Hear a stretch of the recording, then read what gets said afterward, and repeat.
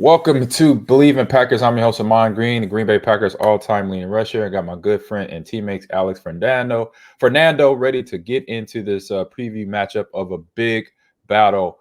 I say mid-season battle of the NFC North. I say 1-2 or 1-3. I think they're third.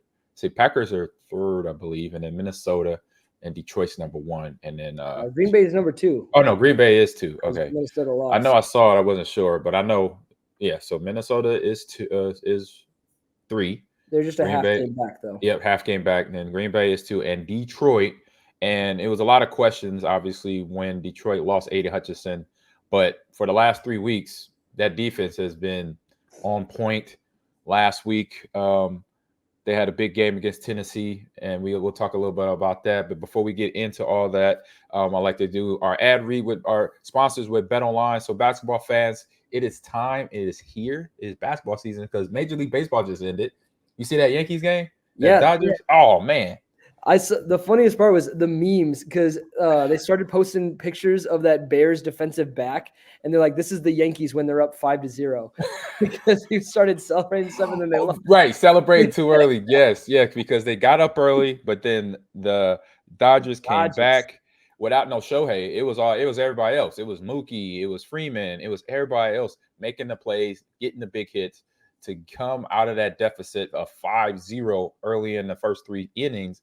And then winning the game by 1 point with 7-6. It was just an amazing game. So with that, so NBA is coming back as well. So from the opening tip-off to buzzer beaters, BetOnline has you covered for all the best odds, biggest promotions, and live in-game betting on all your favorite teams. So this season, every game matters. BetOnline has every stat, matchup breakdown, and live odds to bet on during the game. And if it's not just the NBA, you can bet online on other odds from other things like football. Major League playoffs is over, so we already talked about that. NHL, and since the politics is right around the corner, you could do political props, which I don't know if that's a good thing or bad thing, but you could come up with some good ones. So you could come up with money on that. Exactly. Don't lose out unless you got a good one, then put it in on it. So head to the website, get in on the action with America's most trusted site for online wagering, BetOnline, where the game starts here. So, all right, we got this game starting up this Sunday. Again, like I mentioned, NFC Showdown, North Showdown, where you got basically 1 and 2 battling it out. And from what we know about the game, we got, I say, big antidotes right now for me is the question is Jordan Love playing or not? Because he has the soft tissue growing sprain or strain that he got in the middle of the Jacksonville game. So he had a good game up until that injury. Up until that injury, other than yards, he had an interception. But it was a good play on that defensive back who picked him off in the red zone. But they have that, and then Detroit, they're kind of just rolling. There's nothing, no deficit, no other than the injury to Aiden Hutchinson. That was 2 weeks ago now, but that they put that in their rear mirror. And you could tell by putting up almost half 100 on, not almost, they put half 100 on Tennessee Titans, who their season just spinning out of control there, though. So, Alex, so what do you see some of in this big matchup and what it's going to be for how it's going to be for both teams out there on the field? In Lambeau, it's going to be a little bit inclement weather, which is this time of year expected. Yeah, I think this is the biggest game of the season thus far for Green Bay. You had the tough loss against the Vikings, your rivals, and that's always a big one. But you're talking about the 2 teams, top of the North Division. Vikings are slipping a little bit the last couple weeks because the Lions beat them, and then they go on the road and lose to the Rams. So Green Bay, a little bit of an opportunity where you have a shot at the top team in your division to take that top spot mid-year. Yep. That is always a big-time matchup when you have that opportunity coming into your house, too. They don't have to go to Detroit to start this one. They get the home field advantage. They get some of that sloppy weather. Detroit plays in a dome. You got to take advantage when they're on your turf. So I think this so far is the biggest game of the Packers season. I'm a little bit nervous because Jordan Love is a little bit hurt. Yeah, and he's going to have to run from defenders coming at him. Detroit's defense is big on sacks and big on getting to the quarterback. And obviously and then on the back end too, their linebackers, their defensive backs do a good job of D'ing up any receiver core or even slowing down the run game or just stopping the run game what they did in Tennessee. Let's say they didn't really slow them down in the run game standpoint, but in the pass game, they had Mason Rudolph has come off the bench for Tennessee Titans. Did a little much. He did have a touchdown throw, but 2 interceptions, and he was sacked once. So that type of pressure is what I'll say the Packers are definitely going to be expecting coming in that stadium. And so with the 2 quarterbacks that's coming into this game, we got Jordan Love, who right now is questionable, but it's a good solid chance. Not a good solid chance, but I say it'll be a good gameplay if Malik Willis has to play. It won't be much of a letdown there because he came into the Jacksonville game and had a pretty decent game, got a touchdown, used his legs, made Jacksonville defense work to stop him. But he's going to, one of those 2 will be going, obviously, counterpart Jared Goff, who's having, some people saying, an MVP season right now for the Detroit Lions. So how does that 2 little kind of a matchup against each other look at from both sides of the ball, from Jordan Love's standpoint, and then also Jared Goff's standpoint on that football field? Yeah, it's really a big question on if Jordan Love is going to be healthy enough to play. What's nice for the Packers, and we talked about this earlier in the season, Malik Willis has 2 games under his belt as a starter, and he won both of them. He's 2-0 as a starter for the Packers this season, beating the Colts and then beating his former team, the Titans, early in the year when Jordan Love was injured in the opener. So you are comfortable starting Malik Willis if needed. Obviously, you want Jordan Love. He's your number 1 guy, but you have a backup that has some game-winning experience this season. That doesn't always happen. So you're not in like the biggest hole possible, but you are facing, as you mentioned, an MVP caliber quarterback right now. And Goff's been hit a little bit, but 13 TDs, 4 picks only on the year. Very, very accurate with the ball, and he has so many weapons. You talk about Amon-Ra St. Brown. You have a dual-headed rushing attack to help him out with David Montgomery Gibbs and Damon Montgomery. Yeah. So fantastic gameplay. He's got, and Sam Laporta, the tight end, very dangerous over the middle, big-bodied tight end receiver. So you have a lot of different weapons that Jordan Love can throw to. Very similar to the Packer offense, just a little bit more experience because Montgomery and Amon-Ra, they've been in the league a little bit longer than some of the Packer receivers. Yeah. So that's probably one of the big differences is you have a little bit more offensive experience on that side. And again, Jared Goff's been in the league for a while. He's been to a Super Bowl. Yep. So you got a little bit of a youth versus experience situation. But I think that's where playing at home really favors the Packers because you have this first matchup of the North Division at home.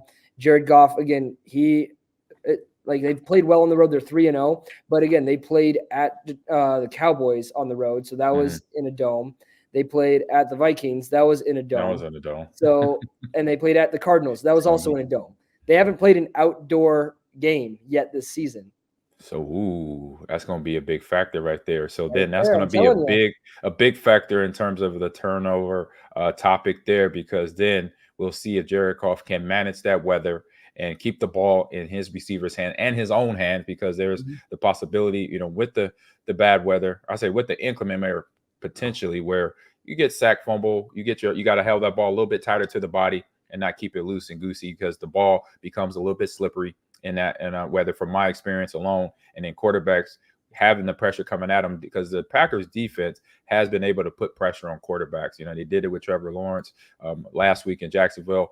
He still, he couldn't really get on his, on his dot, in the backfield, but putting that pressure kept him off beat. So I believe there is an opportunity for that to happen with the Packers defensive front, which has been really good. Kenny Clark, Ignary, 21 sacks on the year so far. 21 sacks and another interception by McKinney, in the defensive backfield. So the defense is now working together. You get that, when you have the D lineman pressuring, and then at the right time, that pressure is influencing the quarterback to try to get rid of the ball, try to throw the ball out of bounds, and then sometimes he doesn't make it, and it goes into one of the defensive backs' hands there, and then now, boom, you got a turnover. And now the team's ready to score, or they're in, or they may be in field position. If not, either way, they got the ball back. So we kind of hit on some of the offensive matchups already, but you also want to throw in, Josh Jacobs, who had another decent game last week, had a 39-yard touchdown run, catching the ball great out the backfield. A guy that I've been, like I said, since day one, a free agency pickup,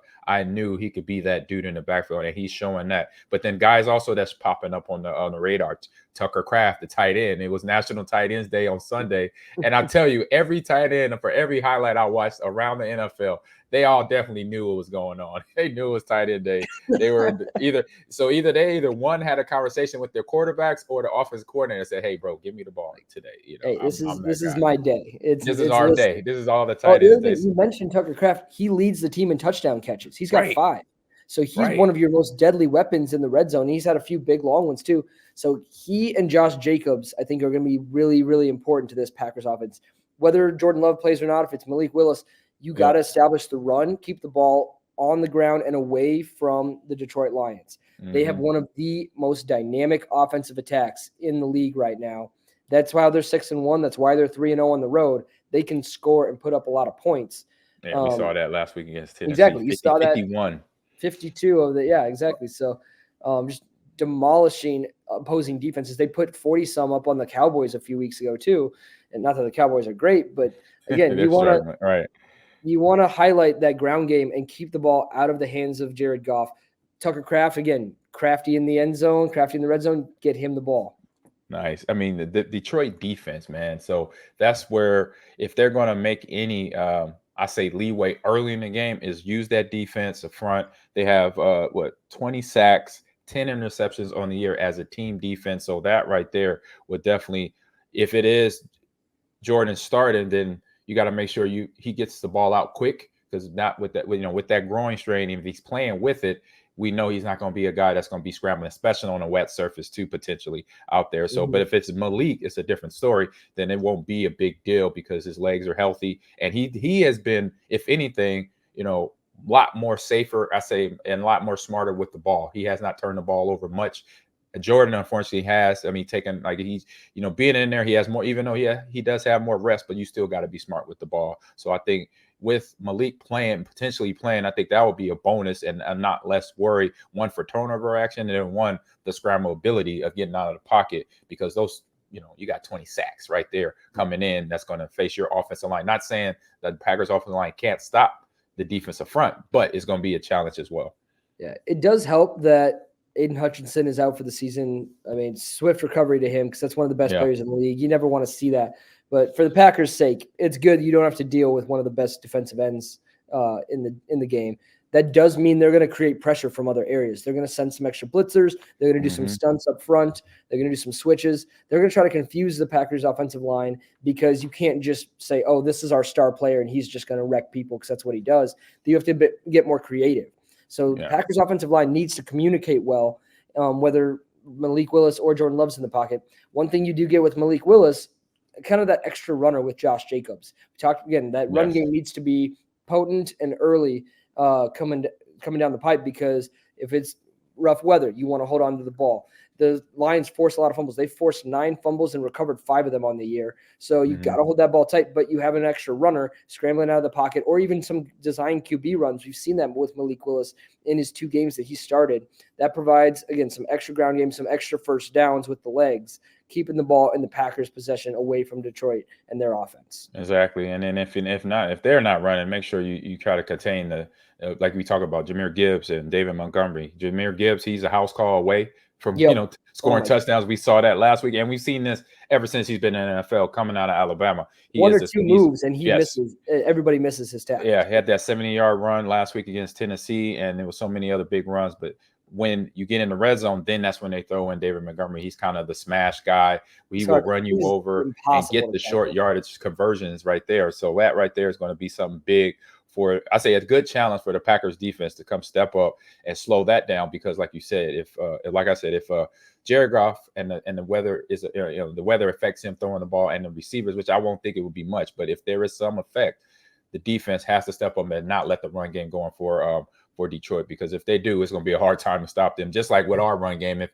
they let our run game go on, it's going to be a nice balance, and so it's definitely going to be tough to stop. When Montgomery gets in the game, if I'm the Green Bay defense, I look at Quay Walker. I'm like, hey, you find Montgomery every play. That's it. Yes. You're our best tackler. You see him, you follow him.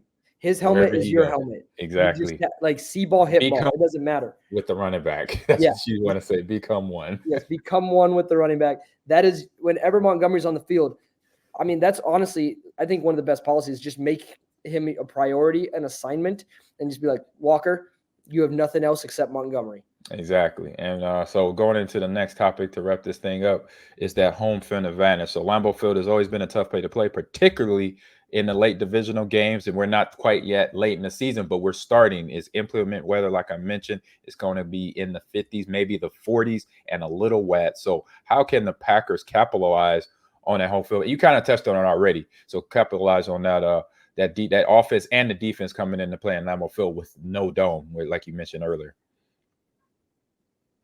Well, looking back just the last few years, the Packers the Lions have done fairly well at Green Bay. And that's one of the tricky things because it used to not be that way. Obviously, the Lions used to be a much different team. Yeah, Packers different won, Packers won most recently last season, late in November, 29-22. But the previous 4 were all to the Lions, which is really, really interesting from 2022 and the early parts of 2023. So, and again, you had the playoff game in 2023 as well. But most of the series does belong to the Packers. So, again, Lions have yet to play outdoors this season. So the entire season. We're like 2 months in. So, yeah, we'll see. We'll see on that. And so what you're talking about there is kind of the coaching battle between LaFleur and Dan Campbell. Get that thing out. Get that red out. Whatever's in your throat there, get that out of there. But, yeah, you're going into the coaching battle of LaFleur, his planning and coaching and approach versus Dan Campbell's aggressive style, making for a nice little, I say, chess game between how they're going to start the game. Coming in, Dan Campbell, he wants his team to always come in hot and ready to go. So how is that? How is each coach going to prepare differently for this big battle coming in on Sunday, Alex? Yeah, again, it depends a little bit on who your quarterback is for the Green Bay. Yep. Malik Willis is playing. You got to be maybe a little bit more conservative, but you have some extra run game. So I think LaFleur is going to have a couple of different strategies and game plans, but using Josh Jacobs, using Tucker Kraft, get the ball out on the edge quickly. I think that's where Detroit secondary is okay, but they've been burned a few times this year. They've given up some yards. So use your weapons. I mean, that's the number one thing is get the ball to your playmakers if you want to have success on offense. 100%. Dan Campbell's going to be aggressive and blitz, especially if there's a backup quarterback in there, and make hectic. Yeah. So use that aggression against them and get out and around their space, throw into the blitz, find those open holes in those pockets. That's going to be really important for Matt LaFleur, kind of trying to counter effect the aggressiveness that Detroit always comes in with. Mm-hmm. Yep, and I've seen a lot of little plays they threw in as a little due diligence plays. I saw last week against Jacksonville and the week before. It was almost like a slip screen to the running back. Josh Jacobs kind of went to the flat, and he came in, which we call a Texas route. Yep. But when he cut back in, he also had a lineman sitting in front of him to block off that linebacker, which I saw was a nice little detail to that Texas route, because when you do have that, I say, protection, then it's almost like 4 or 5 yards before anyone puts a hand on you. And so doing that in the red zone could be a big benefit to take advantage on that, like you mentioned, that aggressiveness that Dan Campbell's defense and team overall will have. And then before our last little factor into the game, we have McManus, man, coming in here in the last 2 weeks, not want to say off the street, but getting picked up on the roster and having 2 game-winning field goals in the first 2 games of him being a Packer. This could be another potential game like that, being both teams are playing good football right now. So how is the field position and then punting and all that stuff, kickoff returns, going to be more of an influence potentially in this game that could be a tight game coming in? It's nice that you got a veteran kicker. I mean, that's one thing that McManus brings is a lot of experience, and kicked in Denver for a while. So he's kicking in cold weather. He's kicking in some rough weather there. If that happens to be the case here for the Packers, you got a guy with experience for it. Again, I think that does favor the Packers in the kicking game, because I'm going to keep hitting it. Lions have not played outdoors. Here we go. They just haven't even been outside. Outdoors. That's what we're going to put on this. On the clips. You just haven't been outside in the elements yet this year, and now it's turned into November. That's when the weather starts kicking in for football season. So the Packers do, I think, have a little bit of advantage in the kicking game. Jesse Bates, though, is a great kicker for the Lions. He's got quite the leg. So if it comes down, both these kickers, I think, are going to be able to make some long shots. That's where defensive stance and a couple sacks or QB pressures might knock a team just out of field goal range late in the game if needed. Yeah, and I say the biggest thing for returners when the weather gets bad in Lambeau, just I say for a kickoff return, obviously we have the new rules, so the ball most likely get Wave, kicked out of bounds or anything just like wave, that. man. Yeah, just wave just fair catch that thing, let the ball bounce. Because a punt, you could fair catch it or just let it bounce. It'll go out. It's your ball because I've been in that situation as a punt returner, as a kickoff returner in Lambeau Field. That ball does magic tricks up there in the air. Trust me, you almost think it will disappear. You're like looking up at it, like, when is this ball gonna get on the ground? You know what? I'm just gonna let it hit and bounce, and I'm gonna walk away like a fire alarm. Stop, drop, and roll out the other way of the ball. So all right, let's wrap this session up, man, with the predictions of this game. I'll say we know who we're going to pick to win and what will the score will be. We want these Packers to win this game, but what will the score be for yourself, Alex? If the Packers win, and I'm nervous on this one. This is a big game, and Lions are tough. I want Packers win. Obviously, that's why we're here. Yeah. If the Packers win, it's going to be a grinded out. Again, you got to hold off Detroit like late offense run. So I'm going to say like a 19-17. I think it'll be kind of close. And tough weather, not a lot of scoring. They're going to try to hold down that Detroit offense a little bit more. Yeah, Vegas gave Detroit a 3.5-point spread there, and I think we're gonna flip that over. So a lot of unhappy people in Vegas, but it's going to be I Bleav it's going to be another tough one. And this potentially may be McManus' third week of hitting a game winner. How things going? So I'm gonna say 24. I'm gonna go 27 Packers, 24 Detroit Lions in this game in Lambeau Field. So anything else you want to add before we jump out of here? They haven't been outside. Hashtag it. Take advantage of this, Packers. They have not played outdoor football this season. All right. So hopefully that will come to fruition with the forecast. I'll say forecast of my man, Mr. Fernando here, with the Lions not being outside, not playing tough games in that setting. Inclement weather into Green Bay this weekend. So if the sun shows up, I'm like, oh man, come on. I know that makes it easy. Come on, Mother Nature.